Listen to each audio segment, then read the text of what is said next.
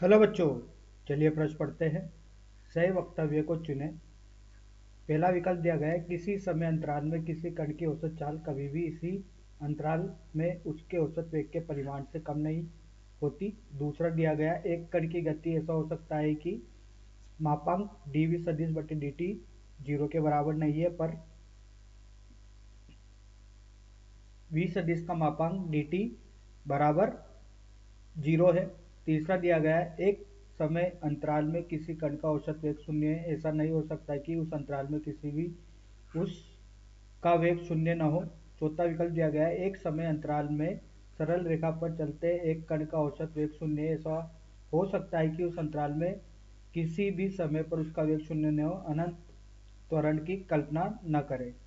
तो आइए बच्चों, प्रश्न के लिए सर्वप्रथम एक मुख्य उदाहरण की चर्चा करते हैं। तो देखिए बच्चों, प्रश्न के लिए जो मुख्य अवधारणा होगी वो कुछ इस प्रकार से होगी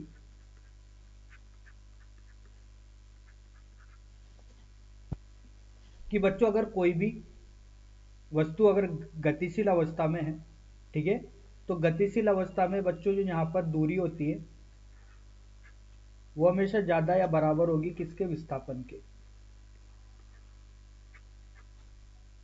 चली गई अवस्था में या गतिशील अवस्था में बच्चों दूरी हमेशा ज्यादा होती है या बराबर होगी बच्चों विस्थापन की। अगर बच्चों यहाँ पर एक समान वृत्तीय गति की बात करें तो एक समान वृत्तीय गति के लिए बच्चों यहाँ पर जो वेग होता है बच्चों, ये क्या होता है? नियत होता है। इसका मतलब जो इसकी जो चाल होती है वो शून्य नहीं होती। तो बच्चों जो इसका त्वरण होगा ये भी क्या होगा बच्चों? नियत होगा।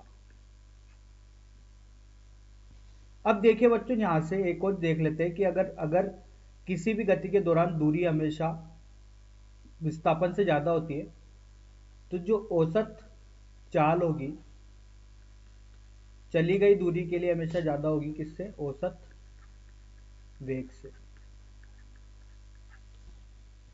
तो देखिए बच्चों, यहाँ पर एक समान वृत्तीय गति के लिए जो बोला गया है कि वेग नियत है तो उसकी जो चाल होगी वो शून्य नहीं होगी। और जो त्वरण होता है बच्चों, वो त्वरण कैसा बना रहता है? नियत त्वरण बना रहता है। ठीक है, तो आइए बच्चों इस मुख्य उदाहरण के आधार पर प्रश्न को हल करते हैं।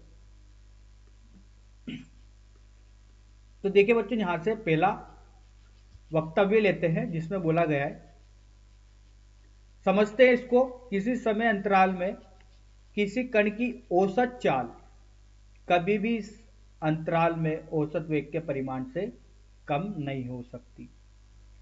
तो जैसा मुख्य उदाहरण में देखा है कि बच्चों दूरी जो होती है ये हमेशा ज्यादा होती है या बराबर होगी ज्यादा से ज्यादा विस्थापन के। तो जो औसत चाल होती है हमेशा ज्यादा या बराबर होगी औसत वेग के, अगर कोई कण गतिशील अवस्था में है तो बच्चों यहां से पहला विकल्प क्या हो गया? सही हो गया। इसी प्रकार से बच्चों यहां पर चलते हैं दूसरे विकल्प पर। दूसरे विकल्प के लिए बोला गया है कि एक कण की गति में ऐसा हो सकता है कि बच्चों यहां पर समझते dv सदिश बटे dt का परिमाण शून्य नहीं है। बच्चों ये यहां पर बताया गया है dv सदिश बटे dt का परिमाण मतलब त्वरण का परिमाण शून्य नहीं। तो देखिए बच्चों, अगर यहां पर बात करें एक समान वृत्तीय गति की,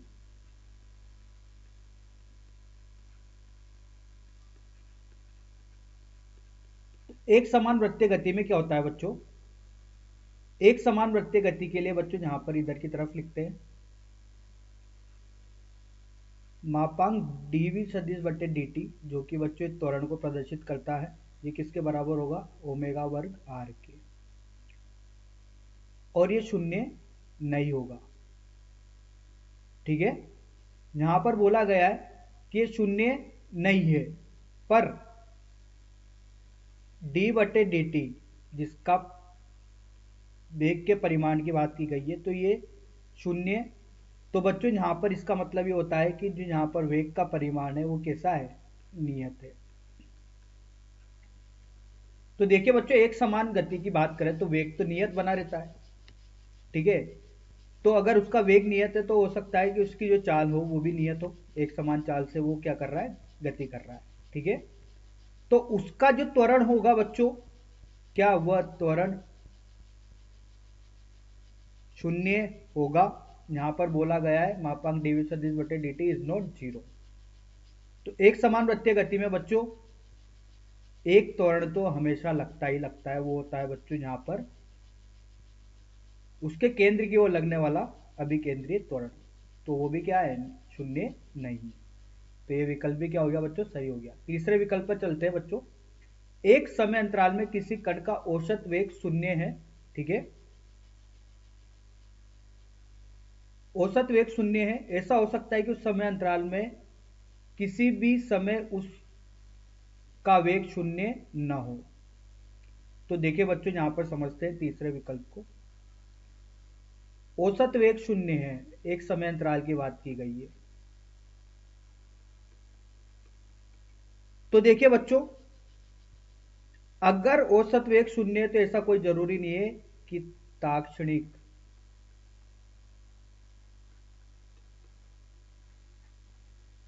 वेग भी शून्य हो। बच्चों, ताक्षणिक वेग शून्य हो भी सकता है और नहीं भी हो सकता इस समय अंतराल के दौरान। जैसे बच्चों यहां से ये एक गाड़ी चल रही है बच्चों, देखिए इसको समझते हैं बच्चों। ये एक गाड़ी है, ठीक है। ये बच्चों v वेग से गतिशील है और इसने कुछ दूरी तय करी। अब बच्चों यहां से इसने जब दूरी तय करी है कुछ x दूरी, तो इसका औसत वेग तो शून्य हो गया। कहीं ना कहीं ये रुकी होगी, फिर चली होगी, कुछ ना कुछ दूरी चली होगी, या हो सकता है चलकर वापस पुनः वापस जहां से चलिए वापस वहां पर आ गई। लेकिन बच्चों, क्या किसी एक t समय की बात की जाए तो यहाँ पर इसका वेग शून्य रहा होगा क्या, नहीं। अगर ये चला है तो इसका कुछ ना कुछ वेग तो रहा ही होगा। तो ताक्षणिक वेग शून्य हो ऐसा कोई जरूरी नहीं है। तो ये विकल्प भी क्या है, सही है। अब बच्चों यहां से चौथे विकल्प की बात करते तो एक समय अंतराल में सरल रेखा पर चलते एक कण का औसत वेग शून्य है। तो सरल रेखा पर चल रहा है, ठीक है, और उसका औसत वेग क्या है, शून्य है, ठीक है। तो समझिएगा बच्चों इसको, औसत वेग क्या है, शून्य है, सरल रेखा में गति कर रहा है। ऐसा हो सकता है कि उस समय अंतराल में किसी भी समय पर उसका वेग शून्य न हो, ठीक है। तो देखिए बच्चों, यहां पर हो सकता है बच्चों कोई कण ये चला, यहां से बच्चों एक व्यक्ति चला, चला चला चला चला चला चला यहां पर आके रुक गया। यहां से बच्चों इसने दिशा पलटी, वापिस यहां पर आया और वापिस अपनी पुनः स्थिति पे आ गया। तो पहले तो ये इस दिशा में चला, फिर ये इस दिशा में चला। क्या बच्चों यहाँ पर इसका वेग तो v था, यहाँ पर इसका वेग शून्य हुआ होगा जब तो इसने अपनी दिशा को पलटा। तो औसत वेग तो क्या हो गया, शून्य, क्योंकि विस्थापन क्या हो गया, शून्य, ठीक है। लेकिन इसका एक स्थिति पर, ये किसी क्षण के लिए इसका वेग क्या होगा, वो शून्य रहा होगा, ठीक है। तो यहाँ पर बोला है शून्य ना हो, तो यह विकल्प क्या हो गया, गलत हो गया। तो आशा करता हूँ बच्चों आपको यह समझ में आया होगा। धन्यवाद।